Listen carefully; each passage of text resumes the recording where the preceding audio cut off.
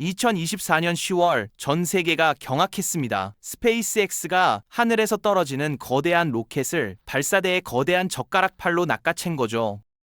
많은 사람들이 테슬라 주가에 일희일비하며 일론 머스크를 단순한 전기차 사업가로 봤지만 이건 착각이었습니다. 테슬라는 사실 거대한 예고편에 불과했거든요. 진짜 본편은 따로 있었습니다. 바로 스페이스X였죠. 애플도 엔비디아도 아닌 스페이스X가 결국 세계 시가총액 1위에 오를 겁니다. 왜 그럴까요? 일론 머스크의 내 구조를 이해하면 2030년 미래와 부의 흐름이 보이기 시작합니다. 본격적인 영상 시청 전 구독과 좋아요 되뇌주세요. 일론 머스크, 이 사람 평가가 극명하게 갈립니다. 어떤 사람들은 진짜 상남자다, 멋있다고 하고 또 어떤 사람들은 저건 불안한 소시오패스 아니냐고 비난하죠. 하지만 투자자라면 감정은 접어두고 그의 사고방식부터 봐야 합니다. 머스크를 관통하는 핵심 키워드가 하나 있거든요. 바로 제1원칙 사고입니다. 남들의 관습을 거부하고 물리학적 본질에서 다시 생각하는 방식이죠. 2001년으로 돌아가 보겠습니다. 페이팔을 팔아서 큰 돈을 번 머스크. 보통 사람 같으면 은퇴했을 겁니다. 근데 이 사람은 화성에 온실을 짓겠다는 미친 목표를 세우고 러시아로 날아갑니다. 대륙간 탄도미사일을 사러 간 거죠. 그런데 러시아 사람들이 머스크를 보고 비웃었습니다. 이 부자 애송이가 뭘 안다고? 라는 식이었죠. 결국 빈손으로 돌아옵니다. 보통 사람 같으면 여기서 포기했을 겁니다. 근데 머스크는 달랐어요. 비행기 안에서 계산기를 두드리기 시작합니다. 로켓의 원자재, 그러니까 알루미늄, 티타늄 같은 재료 가격을 계산한 거죠. 그랬더니 충격적인 사실을 발견합니다. 원자재 가격이 로켓 완제품 가격의 고작 2%밖에 안 되는 거예요. 나머지 98%는 뭐냐? 거품이었던 겁니다. 직접 만들면 10분의 1 가격으로 만들 수 있겠는데, 이렇게 생각한 머스크는 그 자리에서 스페이스X 창업을 결심합니다. 남들이 당연하다고 여긴 가격 구조를 물리학 법칙으로 다시 계산한 거죠. 대부분의 사람들이 테슬라를 그냥 전기차 회사로 압니다. 근데 이건 겉모습만 본 거예요. 머스크의 큰 그림 속에서 테슬라는 완전히 다른 역할을 하고 있거든요. 바로 스페이스X를 위한 완벽한 자금줄이자 데이터 수집 장치입니다. 자율주행 기술 경쟁을 한번 볼까요? 구글의 웨이모는 어떻게 접근했느냐? 비싼 라이다 센서를 차에 잔뜩 달았습니다. 정밀 지도도 만들었죠. 안전이 최우선이니까 모든 기술을 다 써야 한다는 식이었어요. 근데 머스크는 이걸 보고 코웃음을 쳤습니다. 비효율에 그치다라고요. 머스크는 또다시 제1원칙을 꺼내듭니다. 인간은 어떻게 운전하지? 눈으로 보고 뇌로 판단하잖아. 그럼 차도 카메라와 신경망만 있으면 되는 거 아냐? 이렇게 생각한 겁니다. 그래서 고가의 센서들을 다 빼버렸어요. 대신 카메라와 AI에 올인했죠. 여기서 진짜 무서운 게 시작됩니다. 전 세계에 굴러다니는 테슬라가 지금 500만 대가 넘거든요. 이 차들이 뭘 하고 있느냐? 비 오나 눈 오나 서울이든 뉴욕이든 24시간 도로 위에 모든 데이터를 쓸어 담고 있습니다. 이건 단순한 전기차가 아니에요. 움직이는 AI 훈련장이죠. 그리고 이렇게 현실 세계의 물리 법칙을 학습한 AI는 어디로 가느냐? 테슬라의 휴머노이드 로봇 옵티머스의 두뇌로 들어갑니다. 차가 도로에서 배운 걸 로봇이 공장에서 집에서 쓰는 거예요. 노동 해방 기술의 완성이죠. 테슬라는 처음부터 단순한 자동차 회사가 아니었던 겁니다. 스페이스X의 시장 지배력이 얼마나 압도적인지 보여주는 극적인 사건이 하나 있습니다. 제프 베이조스 아시죠? 아마존 창업자이자 세계 최고 부자 중 한 명입니다. 이 사람과 머스크는 우주 산업의 라이벌이거든요. 서로 경쟁하는 사이죠. 그런데 2024년 아마존이 놀라운 결정을 내립니다. 자사 위성 프로젝트인 카이퍼를 띄우는데 스페이스X 로켓을 쓰기로 한 겁니다. 이게 얼마나 굴욕적인 상황인지 아세요? 삼성전자가 신제품을 애플 트럭으로 배송하는 거나 마찬가지예요. 자존심이고 뭐고 다 구겨지는 상황이죠. 왜 이런 선택을 할 수밖에 없었을까요? 아마존은 2026년 7월까지 위성을 궤도에 올려야 합니다. 그래야 주파수 사용권을 유지할 수 있거든요. 근데 문제가 뭐냐? 자체 로켓 개발은 계속 지연되고 있어요. 유럽 로켓도 부진하고요. 결국 선택지가 하나밖에 없었던 겁니다. 스페이스X였죠.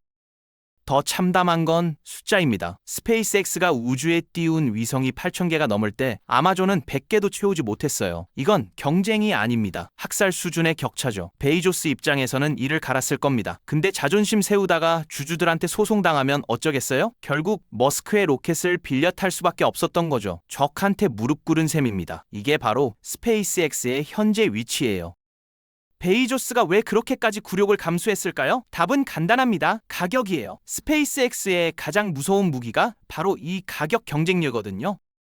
한번 계산해 볼까요? 아마존이 자체 로켓을 개발해서 쓰거나 다른 회사 로켓을 빌린다고 칩시다. 그럼 발사 한 번에 얼마가 들까요? 최소 2억 달러입니다. 우리 돈으로 2,700억 원쯤 되죠. 위성 하나 띄우는데 이 정도 돈이 나가는 겁니다. 그런데 스페이스X의 펠컨9 로켓을 쓰면 어떻게 될까요? 6,700만 달러면 됩니다. 하나로 약 900억 원이에요. 2억 달러 vs 6,700만 달. 이건 3분의 1 가격이죠. 같은 일을 하는데 비용이 3배나 차이 나는 겁니다. 여러분이 회사 경영자라고 생각해 보세요. A 업체는 배송비로 300만 원을 요구하고 B 업체는 100만 원을 요구합니다. 둘 다 제대로 배송해줘요. 그럼 어디를 선택하겠습니까? 당연히 B죠. 자존심, 그게 밥 먹여줍니까? 주주들한테 어떻게 설명하려고요? 이게 바로 전 세계 기업들이 자존심을 구겨넣고 스페이스X를 찾는 이유입니다. 경쟁이 아니에요. 선택의 여지가 없는 거죠. 스페이스X는 이제 단순한 1등 기업이 아닙니다. 우주로 나가려면 반드시 거쳐야 하는 유일한 관문이 되어버렸어요. 모든 길이 스페이스X로 통하는 겁니다. 이게 진짜 무서운 지점이죠. 그렇다면 대체 어떻게 이런 미친 가격을 만들어낸 걸까요? 첫 번째 비밀은 수직 계열화입니다.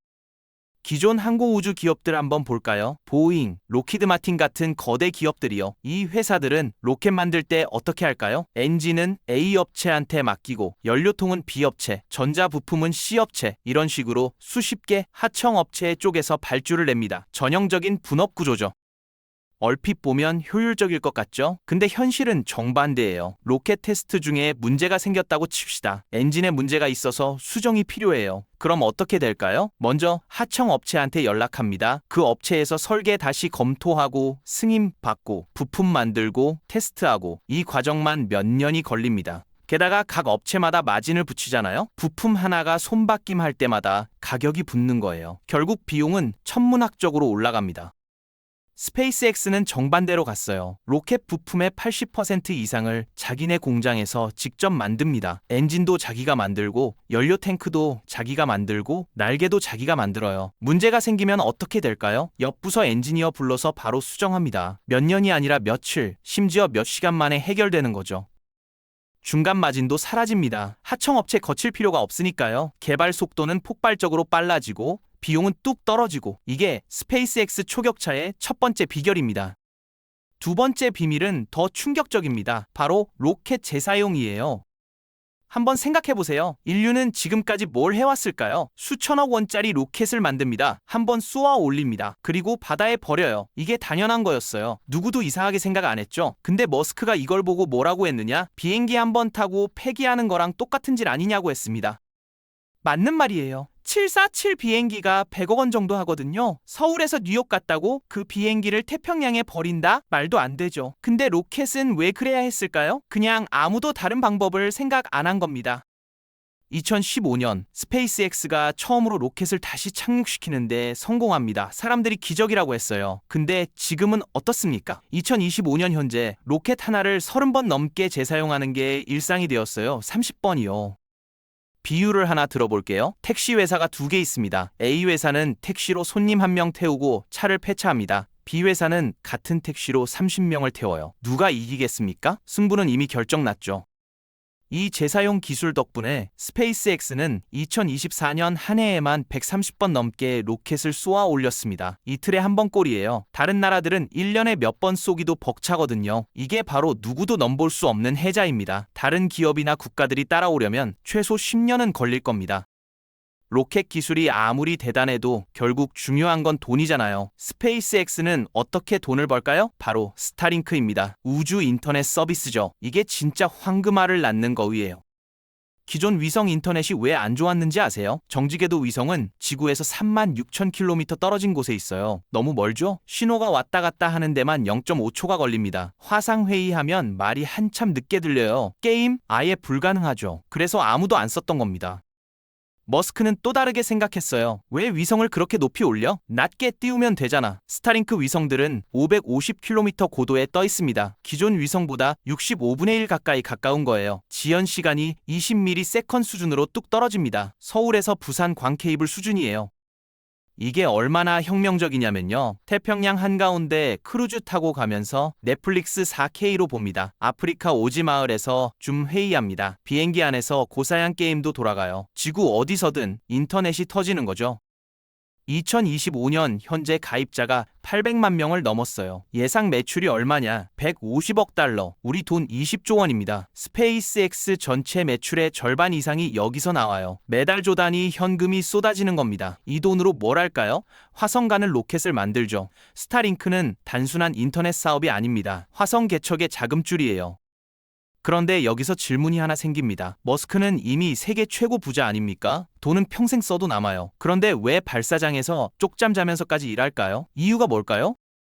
돈이 아닙니다. 머스크에게는 더 큰 신념이 있어요. 바로 인류의 다행성 종족화예요. 인류가 한 행성에만 살면 안 된다는 거죠. 여러 행성에 퍼져 살아야 한다는 겁니다.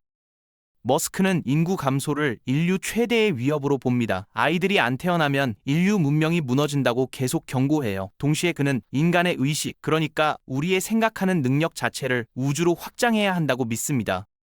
한번 생각해보세요. 6,500만 년 전에 공룡이 왜 멸종했습니까? 소행성 하나가 떨어져서죠. 공룡들은 로켓이 없었어요. 우주로 못 나갔죠. 그래서 전부 죽었습니다. 인류도 똑같을 수 있어요. 지구에만 있으면 언젠가 멸종할 수 있다는 거예요. 소행성 충돌일 수도 있고 핵전쟁일 수도 있고 아니면 우리가 상상도 못한 재앙일 수도 있죠.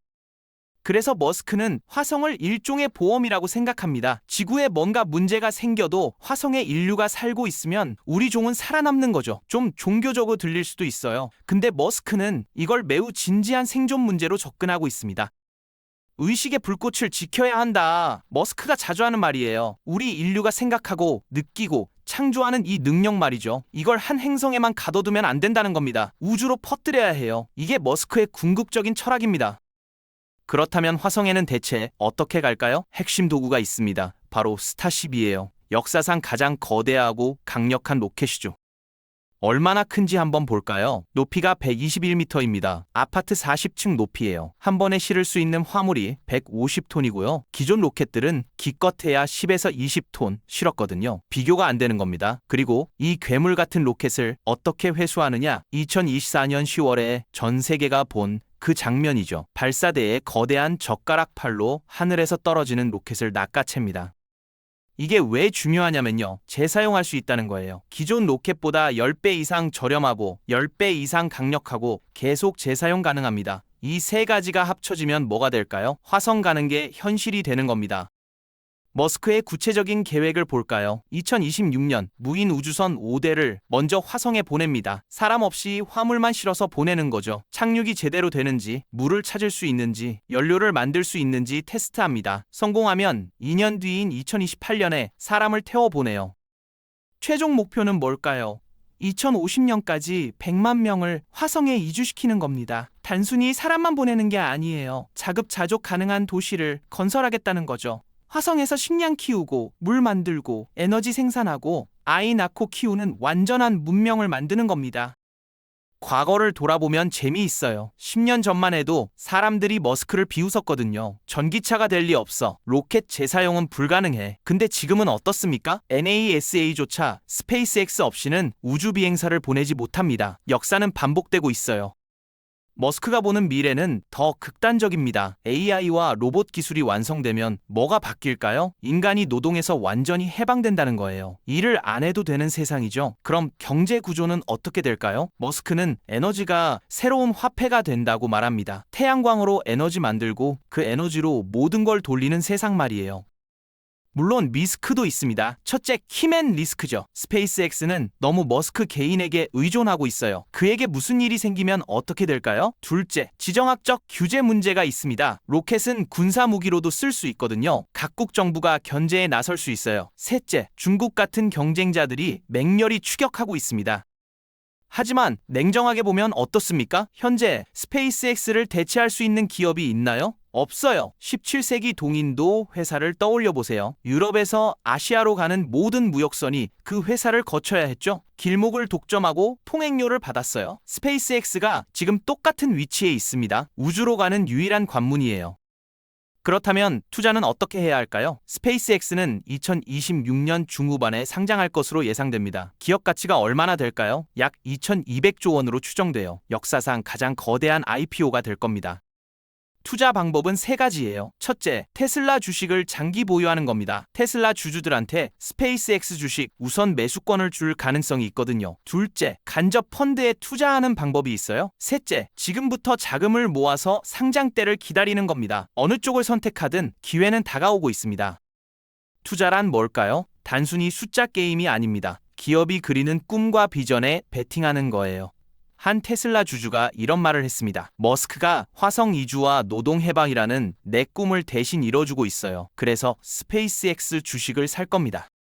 인터넷이 세상을 바꿨죠. 스마트폰도 그랬고요. 이제는 우주 산업이 인류의 삶과 경제 구조를 송두리째 바꿀 차례입니다. 테슬라가 전기차로 세상을 흔든 건 어쩌면 가벼운 몸풀기였을지 모릅니다. 진짜 본편은 지금부터 시작이에요.